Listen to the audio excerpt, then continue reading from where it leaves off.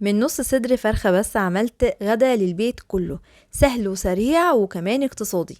بجد جميل جدا. زي ما انتم شايفين عملنا فطاير محشية بحشوة في منتهى الجمال. لو جربتيها مش هتبطلي تعمليها، حاجة كده فوق الخيال. طعم وجمال بجد تستاهل التجربة. يلا بينا نسمي الله ونصلي على الرسول عليه الصلاة والسلام ونبدأ في الوصفة بتاعتنا. أول حاجة هنعملها هي العجينة، عبارة عن كوباية من المية الدافية، معلقتين كبار من السكر، ومعلقة كبيرة من الخميرة الفورية.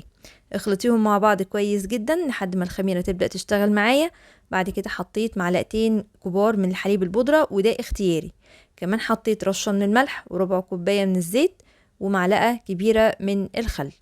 وبدأت ان انا اخلط الكلام اللي انا حطيته ده كله كده مع بعضه. اخلطيهم كويس جدا عشان الحليب اللي انت حطيتيه يبدأ يدوب معاكي.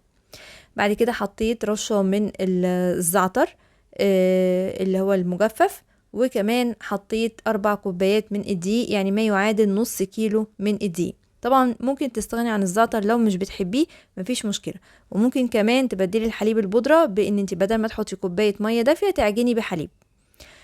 بعد ما خلاص حطيت الدقيق وببدأ اعجن، فبتحسي العجينة ناشفة معاكي شوية، حطيت كمان ربع كوباية من المية الدافية لحد ما عجنتها بالطريقة دي. وبعد كده هغطي عليها واسيبها تخمر للمرة الاولانية طبعا دي.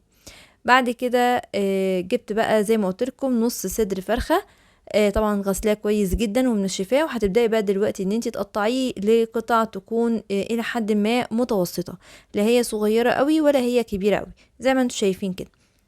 يعني هو ما شاء الله عمل معايا كمية محترمة، تقريبا وزنه كده نص صدر الفرخة ده تقريبا بالتقريب 300 جرام.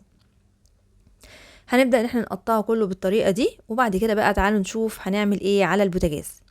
جبنا بقى الطاسة بتاعتنا وحطينا فيها شوية من الزيت، ونزلت عليهم ببصلاية تكون متقطعة لقطع صغيرة زي ما انتم شايفين كده. وهبدأ ان انا اشوحها في الزيت ده لحد ما تدبل بس مش اكتر، ما تخليهاش تاخد لون معاكي. بعد كده نزلت بالفراخ اللي انا كنت مقطعاها معاكم دلوقتي، تاخد برضو تشويحة كده مع البصلة كويس جدا لحد ما تبدأ يبقى لونها يدخل في اللون الذهبي. بعد كده هنزل بالبهارات، ملح وتوم باودر وبابريكا، ومعايا كمان بهارات فراخ وزعتر. وهنبدأ بقى نحط الحاجات دي كلها، هناخد منها من كل حاجة معلقة صغيرة، وطبعا فلفل اسود. هنبدأ ناخد الحاجات دي كلها كده على الطاسة وننزل بيها ونشوح بيها الفراخ.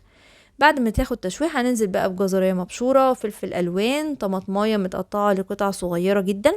وهنبدأ ان احنا نقلب كل الكلام ده مع بعضه. عايزة اقول لكم ان كل اللي انا حطيته من بعد البهارات ده اختياري. يعني ممكن تحطي طماطم، ممكن لا، ممكن تحطي فلفل الوان، ممكن لا، ممكن جزرايه، ممكن لا، يعني براحتك اللي انت عايزاه. اخر اضافه ضفتها دي كان زيتون متقطع لقطع صغيره جدا. اول ما حطيته على طول رحت جايه طافيه النار، وخلاص كده تبقى الحشوه جاهزه معايا. بالنسبه بعد كده للعجينه، كانت خمرت معايا زي ما انتم شايفين. هبطت التخمير بتاعها ولفتها على شكل رول زي ما بعمل كل مره معاكم، وبدات ان انا قطعتها على كام قطعه، على 12 قطعه. كل قطعه مسكتها كورتها على شكل كوره كده، ورحت جايه حطاها على جنب عشان لما اجي افردها تبقى سهله معايا في الفرد وتكون استريحت. هغطي عليها بكيس عشان ما تنشفش. وهناخد بقى واحده واحده نبدا نفردها. احلى حاجه في العجينه دي ان انت مش بتحتاجي فيها نشابه ولا حاجه، انت تفرديها بايدك. بعد ما فردتها كده بالطريقه دي هتبداي تحطي عليها شويه من الجبنه الموتزاريلا، ودي اختياري برضو. وهنحط بقى الحشوه، بس لازم طبعا تكون بردت معاكي تماما. وهنبدا ناخد من النص على تحت ومن النص بالعرض، يعني زي ما انتم شايفين كده انا بعمل جزء بالطول وجزء بالعرض علشان يديني شكل المثلث اللي انتم شايفينه ده. واحطها في صاج يكون مدهون بدهنه من الزيت ضروري طبعا عشان ما تلزقش معايا. هعمل معاكم واحده تانية برضو في الارضيه، احط شويه من الجبنه الموتزاريلا، وبعد كده احط الحشوه واقفل من النص على تحت بالطول، وبعد كده بالعرض من فوق عشان تديك الشكل الجميل ده. واقفلي كويس جدا. خلصت اول صاج بالطريقه دي، غطي عليه واسيبه يخمر للمره التانية. بعد كده بعد ما يتضاعف حجمه زي ما انتم شايفين، جبت بقى معايا 3-4 معالق من الحليب على صفار بيضة على نقطتين من الخل، وبدأت ان انا ادهن بيهم الفطاير بتاعتي. لو مش حابة بيض خالص فانت ممكن تستخدمي حليب ومعلقتين من السكر كده صغيرين وتدوبيهم فيه وتدهني بيهم وش الفطاير بتاعتك. بعد ما دهنتهم خلاص كده بالطريقة دي، هجيب بقى معايا هنا التزيين اللي هو عبارة عن سمسم، هحطهم في الاطراف كده شوية من السمسم. في كل واحدة. اي يعني ده حاجة اختياري، عايزة تحطيها حطيها، مش عايزة تحطيها براحتك، عايزة تسيبيها كده براحتك خالص. كمان جبت بعد كده الزيتون، كان عندي حلقات من الزيتون، بقيت احط كده حلقة في النص مجرد بس ان هي تديني ايه شكل او تكسر اللون بتاع الفطاير. تمام. ولو مش عندك طبعا خلاص مفيش مشكلة.